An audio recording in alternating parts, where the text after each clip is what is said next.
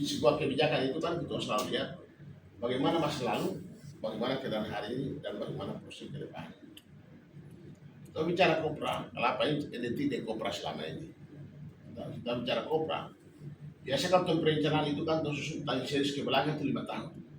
Tapi kalau kopra kita tarik lebih jauh lagi, supaya kita pasang dibuka lagi.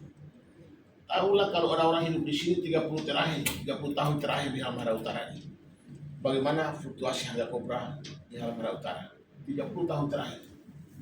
Kita hampir tidak pernah menembus angka 12, paling 11, itu pun bertahan 1 hari kalau 11. Jadi fluktuasi harga kopra itu dia selalu naik turun. Dan kopra itu barang publik yang tidak bisa diatur oleh pemerintah. Dalam teori ekonomi ada barang privat dan ada barang publik. Barang privat itu misalnya pemerintah punya, ada pupuk, ada BBM dan segala macam. Karena ada subsidi pemerintah, maka diatur harga oleh pemerintah. Tapi barang publik tidak bisa diatur pemerintah, termasuk kopra itu. Itu adalah mekanisme pasar. Dan 30 tahun terakhir kita lanjut sampai dengan hari ini. Kalau dia naik pun, jangan dia bertahan 1 tahun.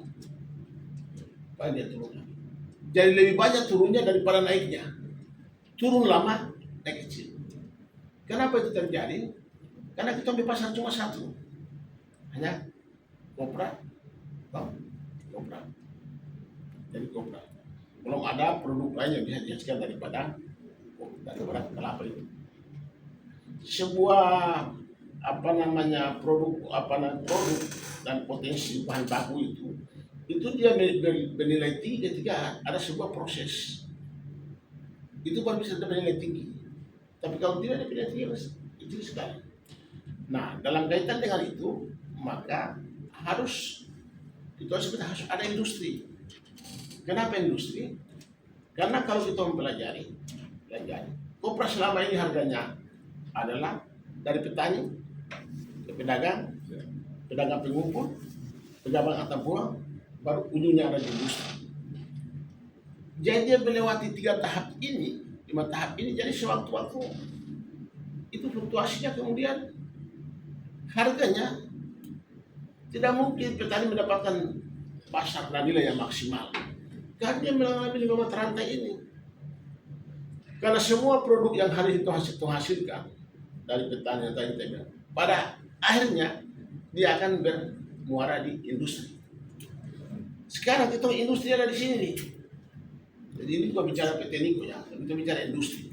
Dan karena itu, kalau kemudian ke depan ada industri pengolahan kelapa lagi masuk, silakan. Industri. Kalau industri, kita sudah bilang pada orang industri sini, industri itu tidak akan mungkin menurunkan harga lebih jauh di bawah. Karena apa? Karena produk industri, walaupun kopra dia turun, dia naik, produk industri terjual tidak pernah dia turun harganya. Itu logikanya. Logikanya, kalau industri dia punya produk tidak pernah terjual turun, produknya dia selalu naik terus. Karena itu kestabilan harga selalu akan terjaga. Makanya kehadiran industri sebenarnya memberikan ruang terhadap kestabilan harga di daerah, dan itu memberikan ruang kesempatan kepada masyarakat. Ada harga. Di samping juga kalau industri memberikan kesempatan tenaga kerja yang sangat luar biasa. Ini bedanya dengan kemarin hari ini yang tiba-tiba datang begini. Mereka beli ini musiman beli, dan yang beli kan rata-rata ini kan broker. Mereka ini perantara semua nih, bukan pemilik modal. Dan mereka ini datang hanya pada saat terjadi lonjakan harga. Ketika harga dia turun, dong lari kasih tinggal, percaya apa kita? Sehingga kehadiran mereka itu tidak permanen, tidak memberikan keuntungan jangka panjang terhadap masyarakat. Itu bedanya dengan industri. Jadi kenapa? Apakah kita bertahan dengan sesuatu yang instan, yang sifatnya sementara, atau kita bertahan dengan yang sifatnya lebih permanen? Itu yang menyebabkan kenapa kita bilang kelapa. Kita ini sekarang dalam pasar internasional selalu pemerintah mengatakan bagaimana pemerintah daerah bisa berkreasi sehingga produk-produk lokal itu bisa memiliki daya saing. Kalau memiliki daya saing, nilai ekonominya lebih tinggi. Nah, kalau kita memiliki daya saing, maka ini harus ada proses produksi. Tidak boleh kita jual bahan mentah. Kalau bahan mentah tidak memiliki daya saing, tidak ada rekayasa.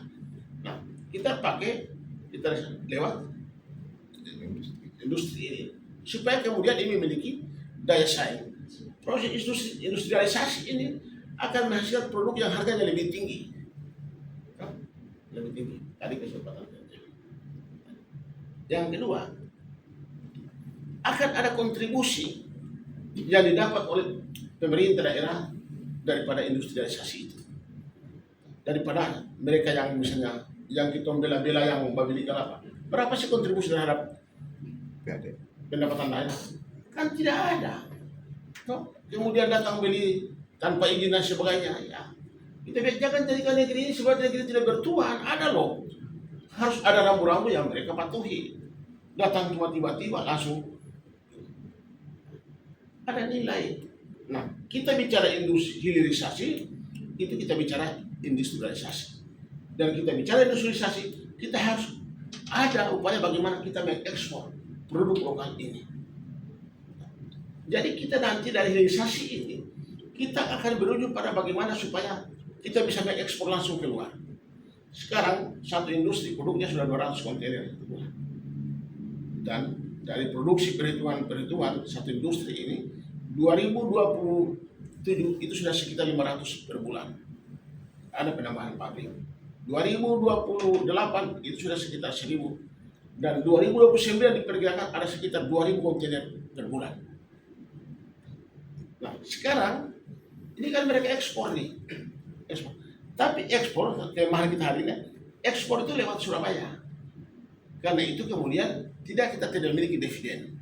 Nah, dalam rangka industrialisasi, hilirisasi dan ekspor itu, maka pemerintah daerah telah melakukan komunikasi dengan instansi pemerintah pusat